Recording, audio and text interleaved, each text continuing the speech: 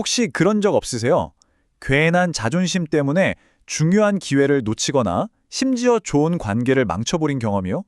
우리 모두가 한 번쯤 겪어봤을 법한 이 개인적인 문제를 사회 전체의 미래와 연결하는 아주 흥미로운 관점이 있어서 오늘 소개해드리려고 합니다. 자, 그래서 오늘 우리가 함께 따라가 볼 이야기의 흐름은 이렇습니다.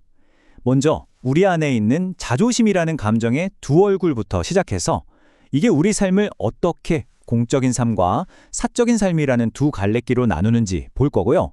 그리고 나아가서 공인이라는 개념을 완전히 뒤집는 정말 도발적인 주장도 한번 살펴볼 겁니다. 마지막에는 그래서 우리는 어떻게 살아야 하는가 그 구체적인 방법까지 알아보겠습니다. 사실 이 모든 이야기는 아주 근본적인 질문 하나에서 시작해요. 바로 이겁니다. 내 안에 이 자존심, 이걸 어떻게 다뤄야 할까? 이게 나를 갉아먹는 독이 아니라 나를 성장시키는 약이 되게 하려면 대체 어떻게 해야 할까요? 이 강연에서는 자존심을 불에 비유하는데요. 이게 정말 와닿더라고요.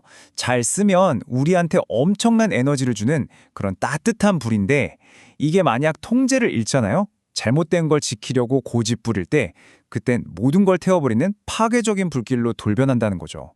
결국 핵심은 이겁니다. 이 엄청난 자존심이라는 에너지를 대체 어느 방향으로 쓸 거냐는 거죠. 그리고 바로 이 선택이 우리 인생을 완전히 다른 두 갈래길, 즉 공적인 삶과 사적인 삶으로 나누게 됩니다. 자, 먼저 사적인 삶을 한번 볼까요? 이건 말 그대로 모든 게 나 중심인 삶이에요. 내 이익, 내 명예, 내 기분, 모든 내가 먼저죠. 그런데 이 강연에서는 바로 이 길이 결국 잘못된 자존심만 키우게 되고 그 종착역은 고립과 고통뿐이라고 아주 강하게 경고하고 있습니다.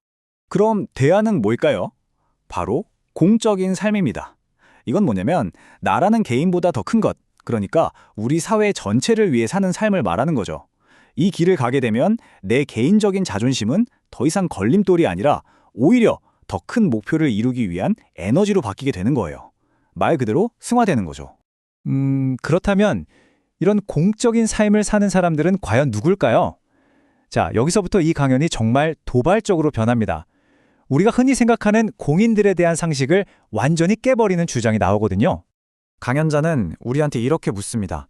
우리가 보통 연예인, 정치인, 교수 같은 사람들을 공인이라고 부르잖아요. 근데 과연 그럴까요? 이 사람들이 대중 앞에서는 공적인 위치에 있는 건 맞아요. 하지만 그게 곧 공적인 삶을 산다는 뜻일까요? 전혀 다른 문제라는 거죠. 진정한 공인이 되기 위한 조건들을 한번 보세요. 이거 정말 말도 안 되게 높습니다. 개인의 이익은 당연히 안 되고 심지어 자기 생각이나 주장조차 내세우면 안 된대요. 오로지 모두의 이익을 위해서만 움직여야 한다? 이건 뭐 거의 완벽하게 사심이 없는 상태, 그런 경지를 요구하는 거죠. 그리고 이 엄청나게 엄격한 기준을 들이대는 순간 강연의 가장 충격적인 결론이 나옵니다. 뭐냐면 이 기준대로라면 인류 역사상 진짜 공인은 아직 단 한 명도 없었다는 겁니다. 단 한 명도요. 그런데 여기서 반전이 있습니다. 강연에서는 바로 지금 이 순간 거대한 변화가 시작되고 있다고 말해요. 인류가 새로운 시대로 들어서면서 드디어 최초의 진짜 공인들이 등장할 거라는 거죠. 그러니까 지혜를 갖추고 오로지 남을 위해 사는 그런 사람들이 나타나서 우리 사회의 문제들을 해결하기 시작할 거라는 아주 희망적인 메시지를 던집니다. 자, 그럼 이 새로운 시대는 어떤 법칙으로 돌아갈까요? 이전과는 완전히 다릅니다. 그 핵심 원칙 중 하나가 바로 대자연의 경고 시스템이라는 건데요. 이게 뭐냐면 큰일이 처지기 전에 우주가 우리한테 미리미리 계속해서 신호를 보낸다는 거예요. 이 경고 시스템은 총 3단계로 작동합니다. 1단계는 30%짜리 경고, 뉴스나 기사처럼 그냥 남의 이야기처럼 멀리서 들려오는 거죠. 이걸 무시하면 2단계, 70%짜리 경고가 옵니다. 친구나 가족이 내 주변에 누가 그런 일을 겪었대 하고 좀 더 가까이 다가오죠.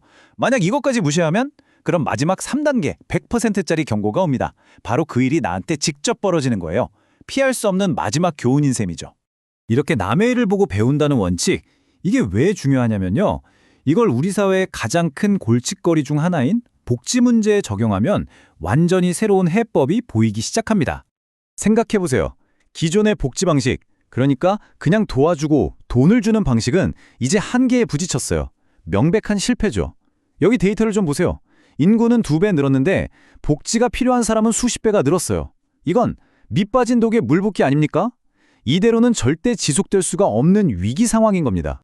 그래서 이 강연이 제시하는 새로운 복지는 완전히 다릅니다. 진정한 복지란 물고기를 주는 게 아니라는 거예요. 애초에 사람들이 어려움에 빠지지 않도록 그 원리를, 자연의 법칙을 가르쳐주는 것, 그게 진짜 해결책이라는 거죠. 자, 그럼 이 거창한 이야기가 지금 당장 우리 삶에 무슨 상관이 있을까요? 이제부터가 정말 중요합니다. 이 강연은 마지막에 이 새로운 시대를 살아가는 우리 한 사람 한 사람이 뭘 해야 하는지에 대한 아주 구체적이고 현실적인 지침을 내려주거든요. 가장 중요하고 또 가장 첫 번째 규칙은 이겁니다. 돈을 쫓지 마라. 이 강연에서는 그 길은 이제 끝났다고 단언해요. 그럼 뭘 해야 하냐? 그냥 지금 내 눈앞에 있는 일, 그 일을 제대로 하는데 모든 걸 쏟아부으라는 겁니다. 신기하게도 그러면 돈이나 필요한 것들은 굳이 쫓아가지 않아도 저절로 따라오게 된다는 거죠. 이게 마치 게임 같아요. 자연은 우리에게 딱 한 단계 높은 퀘스트만 줍니다.